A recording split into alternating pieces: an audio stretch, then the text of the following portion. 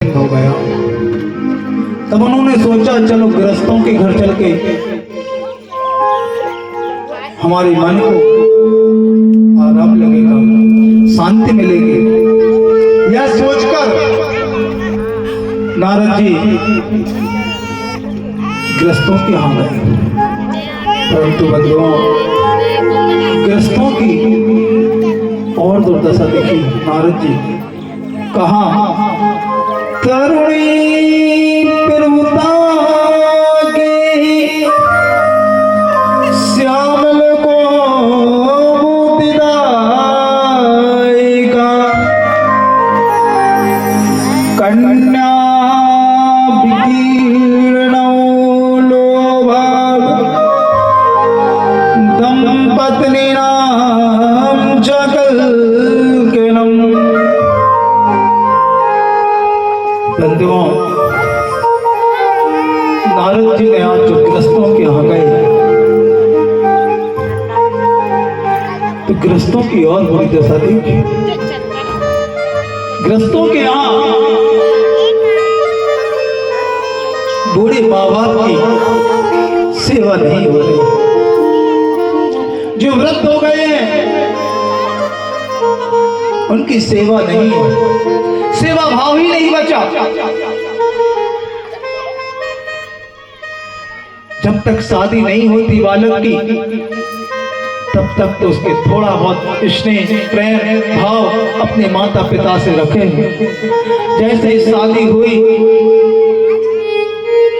जैसे ही पत्नी आई, वैसे ही माँ बाप की दुर्दशा प्रारंभ हो गई।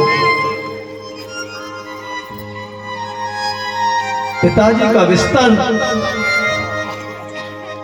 घर के बाहर पहुंच गया।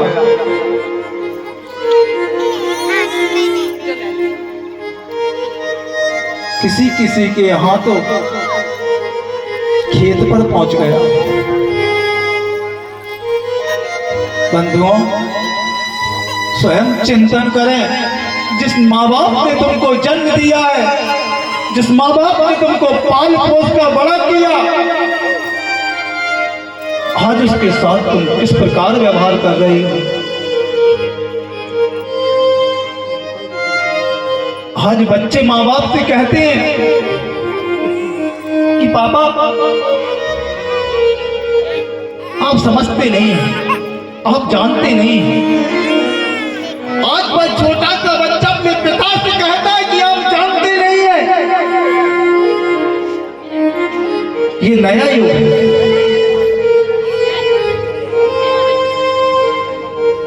शायद वह बच्चा भूल गया जब वह छोटा सा था ना, कड़ाके की जब सर्दी पड़ती थी, उस समय जब पानी को छुआ भी ऐसा लगता था जैसे करंट लगता है। उस समय उसकी माँ जब तुम रात में बिस्तर कर गीला करते थे ना, तो वह माँ उस नवजात शिशु को, अपने पुत्र को अपने सीने से लगा लेती है और स्वयं रात भर गीले बिस्तर में सोती है, परंतु अपने बालक को, नवजात शिशु को अपने सीने से लगाए रहती है। उसे सूखे में सुलाती है कि बच्चे को कहीं सर्दी न लग जाए, मेरा बच्चा कहीं बीमार ना हो जाए।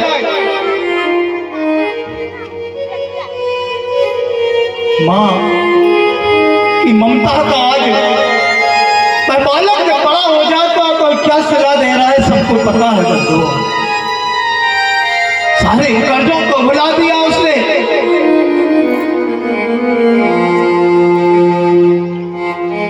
जिस माँ ने, जिस बाप ने लान प्यार करके उसको पढ़ाया लिखाया बड़ा किया, पर पिता जिसने अपनी सारी जरूरतों की चीजों को छोड़ दिया केवल पुत्र के लिए। मेरा पुत्र अच्छे कपड़े पहन ले, अच्छे स्कूल में पढ़ाई लिखाई कर ले, अच्छा आदमी बन जाए, बड़ा आदमी बन जाए, नौकरी लग जाए। परंतु वही पुत्र जब उसकी नौकरी लगती है, शादी हो जाती है, तो उसी पिता को वह घर से बाहर कर देता है। क्यों? एक बात और याद रखना बंधुओं, संसार में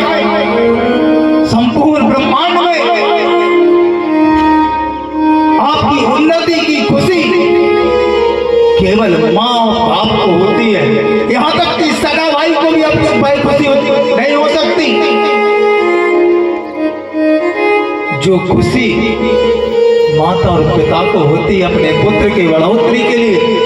संसार में सब प्राणी यही चाहते कि मुझसे सब छोटा है, लेकिन एक पिता अकेला ऐसा होता है जो यह चाहता है कि मेरा पुत्र मुझसे भी आगे बढ़ जाए, मुझसे भी आगे ज्यादा योग्यता ले ले, मुझसे भी ज्यादा उसका नाम हो।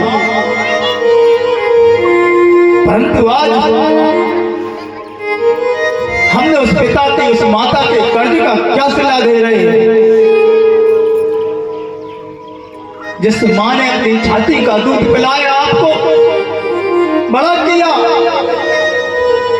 आप उसका लहू पी रहे हैं, उसको खून के आंसू रुलाए। ये संपूर्ण सनातन पर आज एक थप्पड़ है। एक बात और याद रख लेना बंधुओं, कितनी भागवत कथा सुन लेना, कितने यज्ञ करवा लेना और कितनी तीर्थ यात्रा कर लेना, जिसने अपने माँ बाप की सेवा नहीं की ना बंधुओं, संसार में उसे शांति नहीं मिल सकती, उसकी उन्नति नहीं हो सकती। मैं बार बार आपसे कहना चाहता हूं, बिल्कुल तीर्थ यात्रा करने की आवश्यकता नहीं है, मंदिर जाने की भी आवश्यकता नहीं है, आपको कोई धार्मिक अनुष्ठान करने की भी आवश्यकता नहीं है। मत करो पूजन पाठ, बिल्कुल मत करो, कोई फर्क नहीं पड़ेगा। अगर आपने अपने माँ बाप की पूजन कर ली, उनको सम्मान दे दिया, उनको सत्कार कर लिया, उनकी सेवा कर ली और उनका आशीर्वाद अगर आपने ले लिया, तो ये मान लेना आपने अपने जीवन का उद्धार कर लिया। परंतु बंधुओं, और दुख का विषय है कि हम बाहर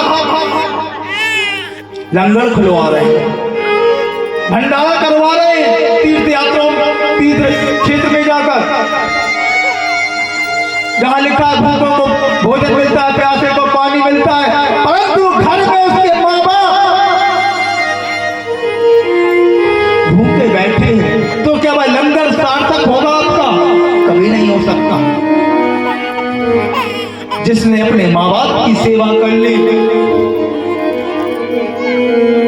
उसे और दूसरी चीजों की आवश्यकता नहीं करने की बंधुओं।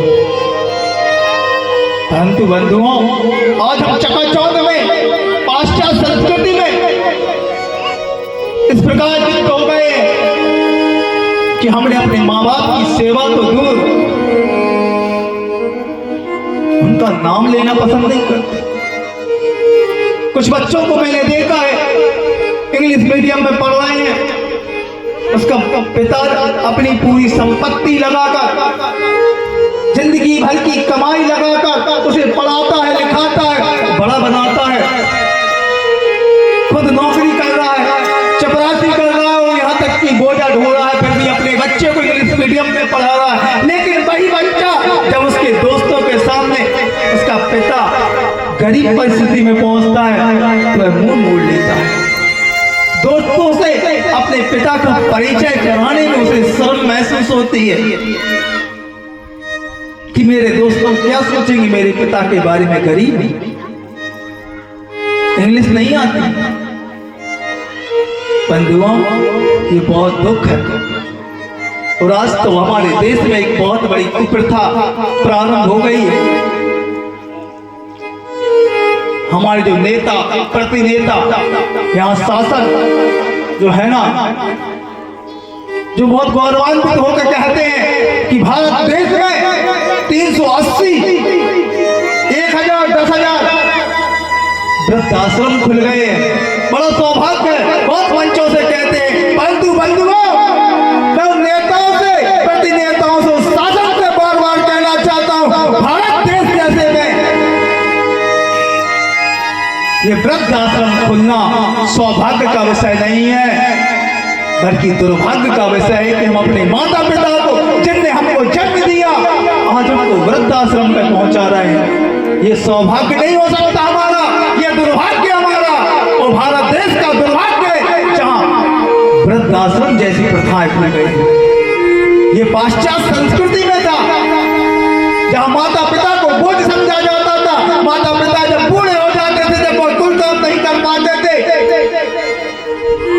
उनको वृद्धाश्रम में पहुंचाया जाता था। ये पाश्चात्य संस्कृति यानी विदेश की नीति थी। उस नीति को हमारे भारत जैसे महान देश ने भी आज लागू कर दिया। परंतु माता पिता की जिसने सेवा की है उसका जीवन ये मान लेना कि सफल हो गया। और जिसके घर में माता पिता दुखी बैठे हैं उस घर का कभी उद्धार नहीं हो सकता। उस घर में जो परेशानी आ गई पहले मैं उनको गिना दूं।